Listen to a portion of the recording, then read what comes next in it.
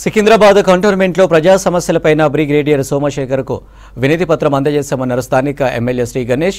ప్రజా సమస్యల అంశాలపై చర్చించినట్టు తెలిపారు. లాల్ బజార్లోని గాంధీ కమ్యూనిటీ హాల్ నిర్మాణం చేసి పేదలకు అందుబాటులోకి తీసుకొస్తామన్నారు. 8 వార్డులకు సంబంధించిన ఏ వార్డుకు ఆ వార్డు డంపింగ్ యార్డ్ ఏర్పాటు చేయాలని కోరినట్లు తెలిపారు.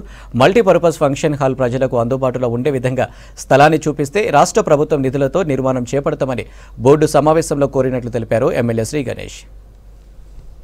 డిస్కషన్లో పాల్గొన్న తర్వాత కంటోన్మెంట్ ప్రజలకు అవసరమైన దాంట్లో గాంధీ కమ్యూనిటీ హాల్ని మళ్ళీ రీకన్స్ట్రక్ట్ చేయాలి, ప్రజలకు అందుబాటు చేయాలని రిక్వెస్ట్ లెటర్ పెట్టడం అయింది.